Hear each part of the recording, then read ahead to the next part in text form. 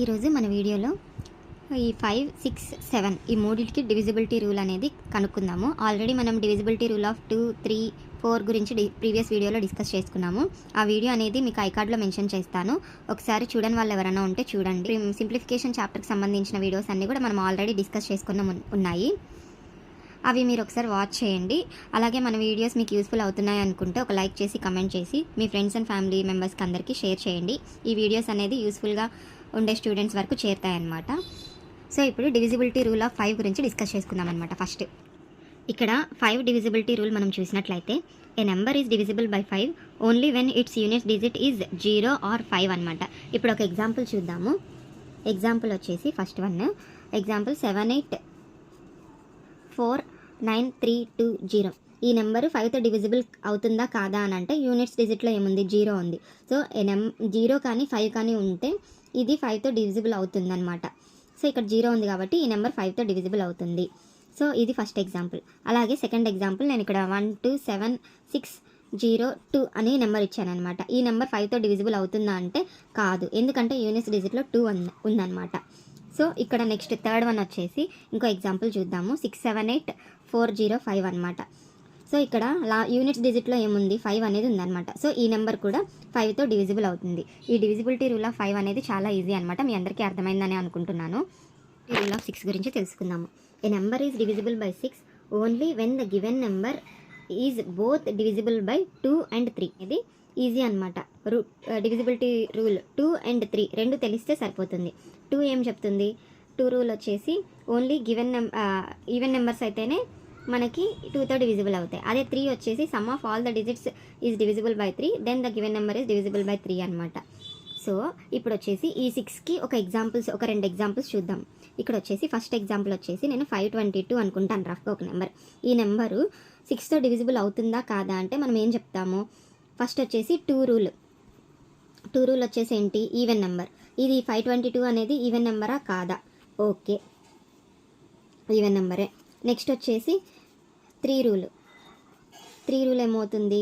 Some of the digits అంటే 5 + 2 + 2 ఎంత? 9 3తో divisible అవుతుంది కాబట్టి సో రెండు రూల్స్ అప్లికబుల్ అయ్యాయి కాబట్టి 522 6తో డివిజిబుల్ అవుతుంది అనమాట. సో ఇక్కడ ఇంకొక ఎగ్జాంపుల్ చూద్దాం. 4458 అనేది ఇంకొక నెంబర్ తీసుకుంటాను. దీనికి 2 రూల్ అప్లికబుల్ అవుతుందా కాదా చూద్దాం. ఇది ఈవెన్ నెంబర్ అనమాట. సో 2తో డివిజిబుల్ అవుతుంది 4458. నెక్స్ట్ 3 రూల్ చూద్దాం. సమ్ ఆఫ్ ద డిజిట్స్ 4 + 4 + 5 + 8 4 + 4 8 8 + 5 13 13 + 8 21 అనేది 7తో డివిజిబుల్ అవుతుంది కాబట్టి సో ఈ నెంబర్ కూడా 3తో డివిజిబుల్ అవుతుంది. సో మీకు అర్థమైందని అనుకుంటున్నాను.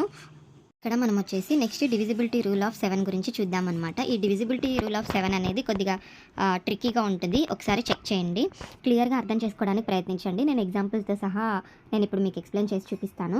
ఏ number is divisible by 7 when double the last digit and subtract it from the remaining number is 0 or should be divisible by 7 అనమాట. అంటే మీకు ఇది అర్థమైనట్టు అనిపించకపోతే నేను ఇప్పుడు ఒక ఎగ్జాంపుల్ తీసుకుంటాను. ఫస్ట్ ఎగ్జాంపుల్ వచ్చేసి నేను 574 అని ఒక నెంబర్ తీసుకుంటాను అనమాట. ఈ నెంబర్ డివిజిబుల్ బై 7 కాదా అనేది ఎలా చెప్తామంటే లాస్ట్ డిజిట్ చూద్దాం. లాస్ట్ డిజిట్ వచ్చేసి ఇక్కడ 4, డబుల్ ద లాస్ట్ డిజిట్.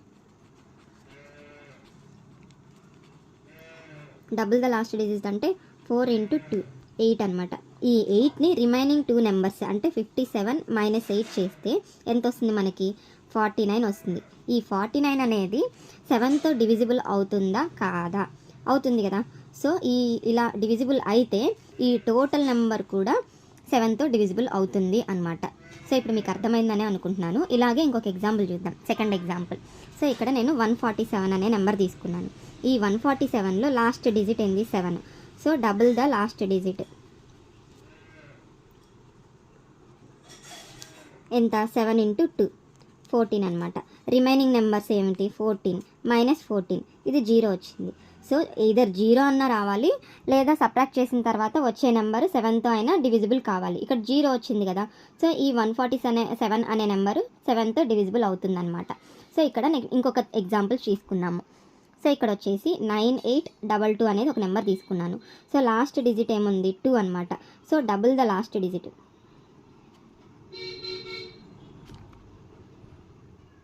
ఏమొస్తుంది 2 ఇంటూ 2 4 అనమాట. సో 982 మైనస్ 4 ఎంత అవుతుంది 978 అనమాట. సో ఇది కూడా పెద్ద నెంబరే, కొద్దిగా కనుక్కోవడం కష్టం కాబట్టి మళ్ళీ లాస్ట్ డిజిట్ 8 ఇంటూ 2 అంటే 16. సో మళ్ళీ 97 మైనస్ 16 ఎంత అవుతుంది 81. ఈ 81 అనేది మనకి 7తో డివిజిబుల్ కాదు కాబట్టి సో ఈ టోటల్ నెంబర్ కూడా మనకి 7తో డివిజిబుల్ కాదు అనమాట. సో ఈ డివిజిబిలిటీ రూల్ ఆఫ్ 7 అనేది మీకు అర్థమైందని అనుకుంటాను.